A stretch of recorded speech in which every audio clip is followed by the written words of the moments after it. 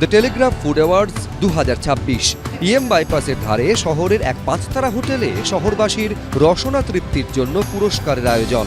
কলকাতার কোন রেস্তোরাঁয় মেলে সেরা কোন খাবার, কোথাকার বাঙালি খাবারের স্বাদ মুখে লেগে থাকে, বিদেশি খাবারের অথেন্টিক ডেস্টিনেশন কোনটি, খাদ্য রসিকদের সেই রাস্তায় বলে দিল Telegraph food awards.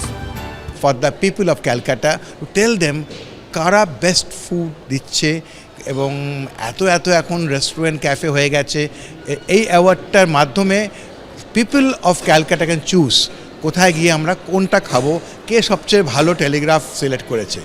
I think I must congratulate all the nominees and the winners, but also congratulate the jury because they have done a tremendous job. সুস্বাদু নানা পদ রেঁধে প্লেটে সাজিয়ে দিয়ে যারা পেট হয়ে সোজা খুঁজে নেন মনের রাস্তা, শহরের তেমনই কিছু রেস্তোরাঁ এবং খাদ্যশিল্পীকে সম্মান জানালো international institute of hotel management এবং দ্য টেলিগ্রাফ। 16টি ক্যাটেগরিতে এদিন দেওয়া হয় পুরস্কার। বিভিন্ন ক্যাটেগরিতে সেরাদের বেছে নেন 5 জন বিচারক। এই কম্পিটিশনে মূলত 3টি জিনিসকে নজর দেওয়া হয়েছে।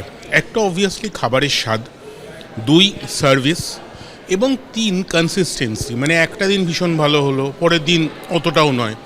এই 3টে জিনিসকে দেখে এর মধ্যে বিভিন্ন উইনার্স ঠিক করা হয়েছে এবং যারা বিভিন্ন ক্যাটাগরিতে জিতেছেন। এদিনের অনুষ্ঠানে লাইফ টাইম অ্যাচিভমেন্টের জন্য সম্মানিত করা হয় কুকিজারের কর্ণধার লভি কাপুরকে। I'm truly honored and thank you so much for this award. Thank you, Telegraph, and the people of Calcutta, without whom this would have not been possible. Really honored. Thank you so much. কলকাতার food and বেভারেজের total যে একটা culture, তার মধ্যে আমরা we find ourselves as a big part of that culture. Employees have come out of this hotel, যারা হয়তো এখন অনেক বড় পজিশনে, অনেক বড় কোম্পানিজে কাজ করছেন। আমরা মনে করি as height it is our responsibility to give something back to the community also. That is how we see this event. বাঙালি খাবার থেকে ভিনদেশি পদ, স্ট্রিট ফুড থেকে অভিজাত ক্যাফে, রেস্তোরাঁ থেকে রুফটপ, বিভিন্ন বিভাগে সেরার শিরোপা ছিনিয়ে নিল শহরের নামী ও নবীন রেস্তোরাঁ। অরিত্রী ভট্টাচার্য, এবিপি আনন্দ, কলকাতা। বিধানসভা নির্বাচনের আগে বড় চমক। আচমকা রাজ্যপালের পদ থেকে ইস্তফা দিলেন সিভি আনন্দ বোস। 2022 সালে 23শে নভেম্বর পশ্চিমবঙ্গের রাজ্যপাল হিসেবে দায়িত্ব নেন তিনি। সেই হিসেবে 2027 সাল অবধি তার মেয়াদ ছিল, কিন্তু 3.5 বছরের মাথাতেই আচমকা পদত্যাগ করলেন তিনি। কিন্তু এর কারণ কি? কেন পদত্যাগ করলেন সিভি আনন্দ বোস? বিধানসভা ভোটের আগে কেন এই ইস্তফা? তা নিয়ে তৈরি হয়েছে রহস্য। আমার কাছে এই ধরনের কোনো সংস্থা নেই যে সিভি আনন্দ বোস কেন পদত্যাগ করেছেন সেটার কারণ খতিয়ে দেখার এবং সেটার সময় বা প্রয়োজন কোনোটাই আছে বলে আমি মনে করছি না। তিনি শুনে যাচ্ছে শারীরিক কারণে পদত্যাগ করেছেন।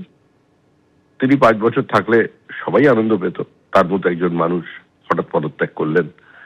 কিন্তু এটার মধ্যে কোনো রাজনৈতিক ষড়যন্ত্র আছে কিনা সেটা যে তৃণমূল প্রশ্ন তুলছে সেটাই আশ্চর্যের বিষয়। এই সব ঘটনা কেন্দ্রীয় গৃহমন্ত্রকের অঙ্গুলি হেলন ছাড়া হতে পারে না, যেটা ষড়যন্ত্রের নামান্তর।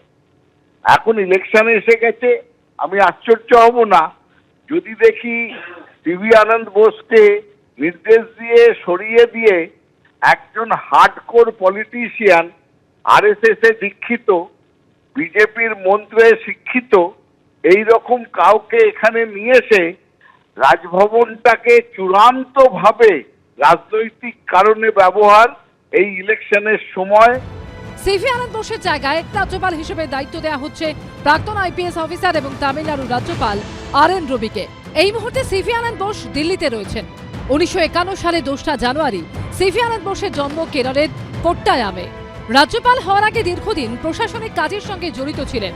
কেরলের মুখ্যমন্ত্রী সচিব হিসেবে কাজ করেছিলেন। এছাড়াও কেরল সরকারের বিভিন্ন দপ্তরের প্রধান সচিব হিসেবেও দায়িত্ব সামলান। সিভি আনন্দ বোস রাজ্যপাল হওয়ার পর বিভিন্ন ইস্যুতে তৃণমূলের সঙ্গে তার সংঘাত সপ্তমে পৌঁছয়।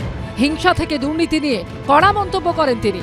আবার বিভিন্ন ইস্যুতে রাজ্যপালের ভূমিকা নিয়ে অসন্তোষ প্রকাশ করেন রাজ্য বিজেপি নেতারাও। এই আবহে প্রশ্ন উঠছে, বিধানসভা নির্বাচনের আগে আচমকা তার পদত্যাগের কারণ কি? তা নিয়ে তৈরি হচ্ছে রহস্য। এবিপি আনন্দ। এবিপি আনন্দ, এগিয়ে থাকে, এগিয়ে রাখে।